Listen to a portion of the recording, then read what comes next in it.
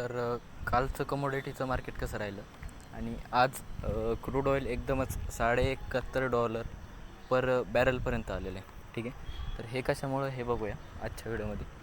तर ह्या व्हिडिओ मुख्यतः म्हणजे स्पेसिफिकली क्रूड ऑइलसाठी बनवतो आहे मी. गोल्ड, सिल्वर किंवा इतर मिनरल्सचं मी आज विश्लेषण करणार नाही. ठीक आहे, तर व्हिडिओला सुरुवात करूया. कमोडिटीमध्ये जर क्रूड ऑइलचं जर का बघितलं तर फार फ्लक्च्युएशन येतं येत्या काही दिवसामध्ये, म्हणजे फार वर खाली. एकाच दिवसामध्ये आज $2 उसळी मारली. तर हे कशामुळं, तर म्हणजे $2 उसळी म्हणजे काही जणांना एक फार कमी वाटेल, पण क्रूड ऑइलचं मार्केट हे जगामध्ये फार मोठे आहे. जगाच्या अख्खी इकोसिस्टीम या क्रूड ऑइलवरती डिपेंडंट आहे. ठीक आहे, त्याच्यामुळं एक फार मोठं मार्केट कॅप असल्यामुळे एक 0.1 डॉलर किंवा काही सेंट्स म्हणतो आपण त्यांना, ते पण फार महत्त्वाचे ठरतात.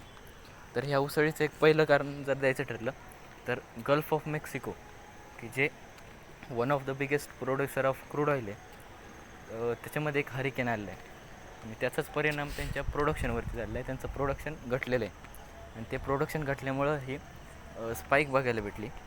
तर अजून एक कारण म्हणजे मागच्या काही दिवसांपासून, म्हणजे या आठवड्यामध्येच इवन मागचा आठवडा जर बघितला तर $4 क्रूड ऑइल घसरलं होतं. तर यालाच एक अपॉर्च्युनिटी बघितली काही इन्व्हेस्टर्सनी, म्हणजे की झालं आहे स्वस्त क्रूड ऑइल तर विकत घ्या.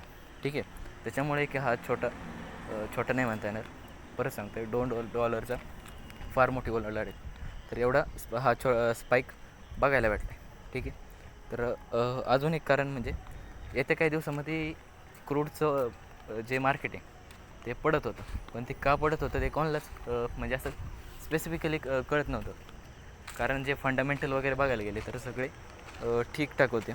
ठीक आहे, तर याचं एक कारण आत्ता सांगता येईल की ओपेक जे त्याचा one of the biggest producer Iran आहे.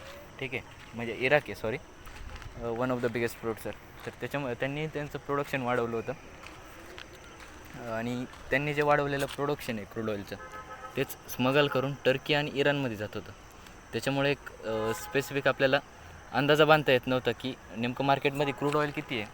त्याचा सप्लाय आपल्या अपेक्षेपेक्षा जास्त होत होता, पण तो कुठून होत होता ते मोस्ट ऑफ द इन्व्हेस्टर्सला माहिती नव्हतं. ठीक आहे, तर ओव्हरऑल जर का सगळी परिस्थिती बघायला गेली तर येत्या काळामध्ये न्यूट्रल राहील. इवन येत्या काळामध्ये क्रूड थोडंसं परत एकदा $69 पर बॅरलपर्यंत येऊ शकतं. ठीक आहे, जेव्हा गल्फ ऑफ मेक्सिकोमधलं हरिकेनची परिस्थिती जाईल आणि सगळं काही ठीकठाक होईल. ठीक आहे, तर याचा भारतीय अर्थव्यवस्थेवरती काय परिणाम होईल ते बघूया. तर आपलं क्रूड ऑइल इम्पोर्ट जर बघायला गेलं तर 88% आपण क्रूड ऑइल इम्पोर्ट करतो, की जो फार मोठा नंबर आहे. आपलं कन्झप्शन पण त्या मानाने खूप जास्त आहे. तर ग्लोबल लेवलवरती याची क्रूड ऑइलची जर किमती थोड्या कमी झाल्या तर आपली इकॉनॉमी नक्कीच बूस्ट होईल. इवन आता सध्या काही मोठ्या राज्यांच्या विधानसभाच्या निवडणुका आलेल्या आहे. ठीक आहे, तर त्याच्या पार्श्वभूमीवरती पेट्रोल डिझेलचे प्राईस 4-5 रुपये, जास्त नाही, 4-5 रुपये कमी होण्याची पण शक्यता आहे. अशी आशा करूया की येत्या काही दिवसामध्ये लवकरच येईन ही बातमी की पेट्रोल डिझेलचे प्राईस कमी झाले. ठीक आहे, तर धन्यवाद.